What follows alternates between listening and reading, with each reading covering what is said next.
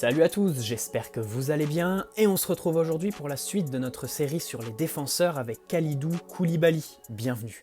Associé au PSG depuis l'été dernier, le transfert du défenseur sénégalais vers Paris est toujours d'actualité.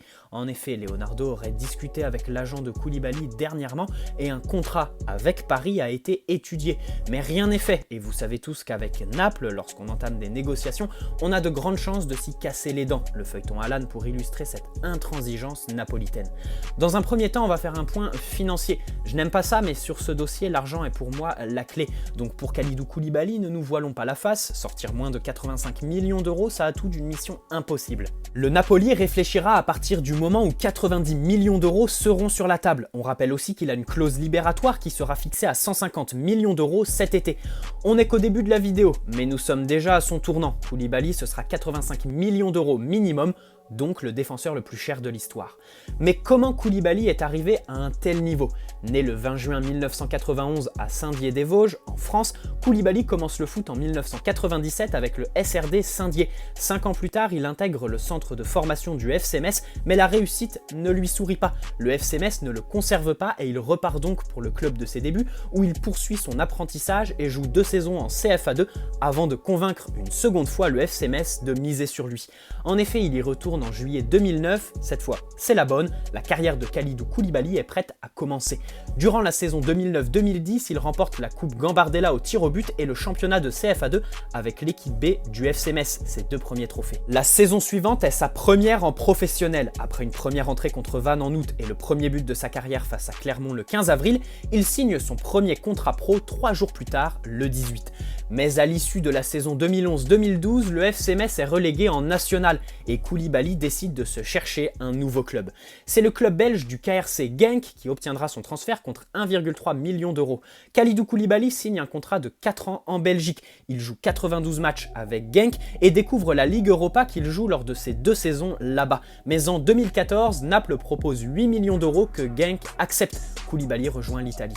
Le Sénégalais vit actuellement sa 6e saison au Napoli, club où il est devenu une figure emblématique, que ce soit sur le terrain, en dehors et dans la lutte anti-racisme. Car oui, même si notre planète n'a jamais connu un développement aussi grand que rapide depuis la première moitié du XXe siècle, certaines idéologies vaincues par Churchill et De Gaulle, entre autres, persistent encore aujourd'hui. Le fascisme et le racisme en font partie. Koulibaly a dû les combattre à plusieurs reprises. Oui, parce que ces idéologies, on ne les subit pas, on les condamne et les combat. Comme Kalidou Koulibaly l'a si bien dit après des chants racistes qui lui étaient destinés, c'est à eux d'avoir honte. Vous l'avez compris, on ne va pas accorder plus d'importance à des événements aussi lamentables, mais on souligne que par la force des choses, Kalidou Koulibaly est devenu un symbole de la lutte contre le racisme en Italie, dans le monde du foot et dans nos sociétés actuelles. Revenons au ballon. Alors on commence par quoi? Le terrain ou ce que Koulibaly dégage en dehors? Parce qu'avec lui, ces 2 aspects ont la même importance. En effet, le défenseur dégage les mêmes choses que l'homme. Sérénité, intelligence, professionnalisme et humilité. Avant toute chose, Koulibaly fait partie du cercle très fermé des footballeurs qui n'ont pas changé depuis leur début, dans le sens où la simplicité prévaut sur l'extravagance que la vie de footballeur peut provoquer. Kalidou Koulibaly est un joueur très professionnel qui ne fera jamais de frasques et sur qui vous pourrez toujours compter. Son humilité se fait rare dans le foot actuel et fait de lui un joueur très apprécié de tout le monde, que ce soit par ses coéquipiers qui tirent évidemment vers le haut, mais aussi par les supporters qui apprécient forcément l'homme qu'il est. Une personnalité que tout club aimerait avoir dans son effectif. Donc pour commencer, on peut déjà dire que Kalidou Koulibaly, c'est avant tout une personnalité qui sera appréciée de tous. Je ne vous fais pas de dessin. Pour faire le lien avec le PSG, on peut dire que Koulibaly et son humilité représenteraient et incarneraient parfaitement le PSG que Leonardo veut promouvoir. Maintenant, si en dehors du terrain, la réussite de Koulibaly ne fait pas de doute, qu'en est-il sur le terrain? Dans un premier temps, on constate bien évidemment les capacités athlétiques de Kalidou Koulibaly, qui est dur sur l'homme. Tonique, rapide et puissant, Koulibaly est le genre de défenseur très proche de son adversaire direct. Bien sûr, dans les duels, il est excellent et la première de ses caractéristiques dans ce domaine, c'est le fait qu'il utilise le haut de son corps, ses épaules pour être plus précis. En effet, Koulibaly va chercher en priorité à gêner son adversaire au niveau de son équilibre, en venant épaule contre épaule. Vous l'avez compris, avec cette manière de défendre, Koulibaly a son adversaire en ligne de mire. Le ballon n'est pas le premier de ses objectifs. Pour le récupérer, il se concentre sur le porteur. Et bien sûr, si Koulibaly est excellent dans ce domaine, son nombre de fautes est plus important que des défenseurs qui basent beaucoup plus leur jeu sur l'anticipation. Pour comparer, il fait 2 fois plus de fautes par match que Thiago Silva. Maintenant, oui, Kalidou Koulibaly mise beaucoup sur la force du haut de son corps pour aller au contact avec l'adversaire, mais dire qu'il est un défenseur rapide, puissant et toujours très agressif par sa proximité avec son adversaire direct, ce serait vraiment se limiter dans l'analyse et négliger d'autres aspects que Koulibaly maîtrise très bien. En effet, même si oui, c'est un défenseur qui sait aller au duel, il ne faut pas négliger son intelligence et sa vision de jeu qui lui permettent d'appréhender la prise de profondeur d'une manière assez impressionnante. Et ici, j'aimerais m'arrêter sur son match contre Paris l'année dernière. Vous vous en souvenez tous, Kalidou Koulibaly avait complètement éteint Kylian Mbappé. Dans un premier temps, j'ai envie de dire que non, ce match n'a pas été un tournant monumental dans sa carrière. Bien sûr, la prestation qu'il sort face à Kylian Mbappé est exceptionnelle. Mais je veux dire que ça n'a pas été un énorme tournant dans le sens où il a fait dans ce match ce qu'il fait depuis qu'il est à Naples. Non, Kalidou Koulibaly n'est pas impressionnant que depuis la fin d'année 2018, il l'était déjà avant. Et dans un second temps, je dirais que ce match est un exemple parfait pour prouver la diversité de registres défensifs que Kalidou Koulibaly est capable d'endosser. Pourquoi? Eh bien parce que sur ce match, il est clair qu'il n'a pas misé sur la force de son corps, mais sur son intelligence de jeu en défendant par l'anticipation, quitte à rester un cran en dessous de son alignement défensif.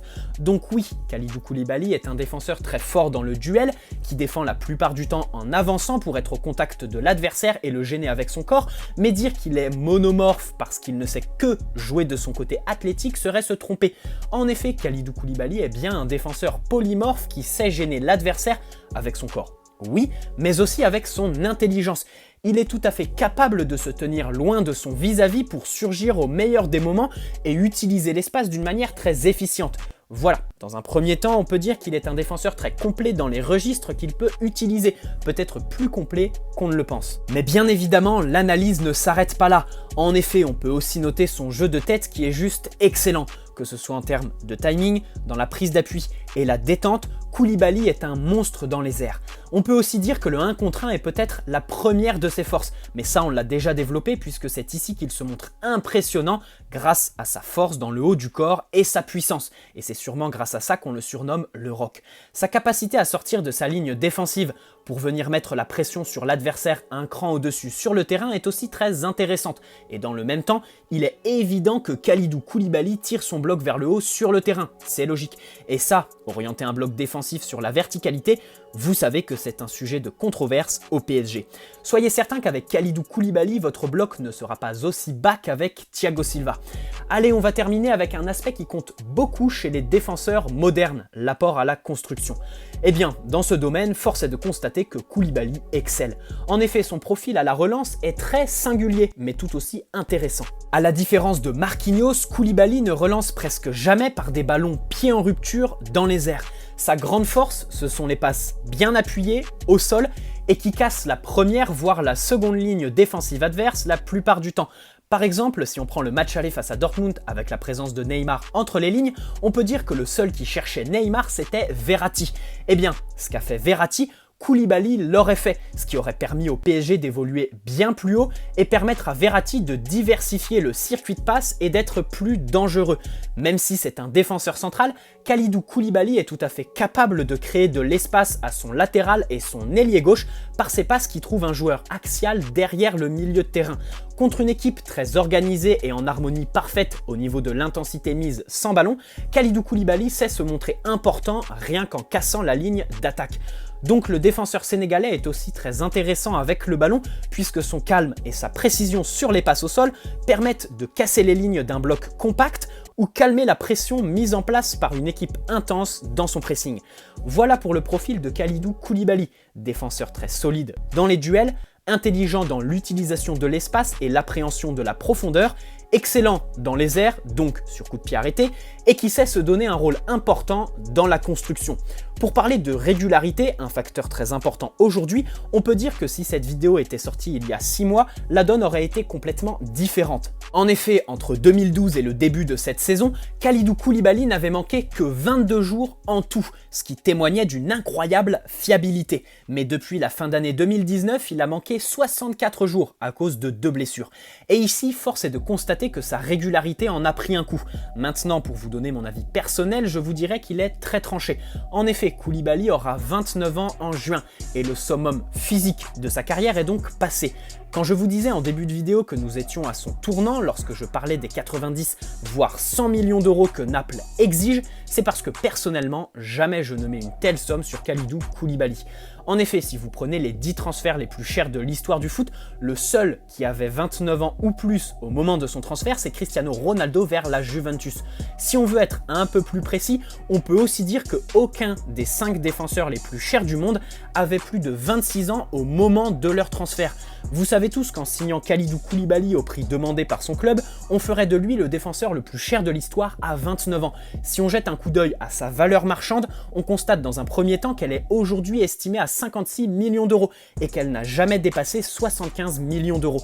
À partir du moment où Paris mettrait 85 millions d'euros sur la table, ce serait selon moi un aveu de faiblesse vis-à-vis de Naples qui serait le grand vainqueur des négociations par leur intransigeance. Dans un second temps, même si Koulibaly est selon moi un défenseur qui s'intégrerait parfaitement dans l'équipe, mais aussi dans le projet par son humilité, payer une telle somme tirerait un trait sur ce que Leonardo veut faire au PSG depuis son retour, c'est-à-dire se décoller de cette étiquette de pigeon surenchérisseur sur le marché des transferts.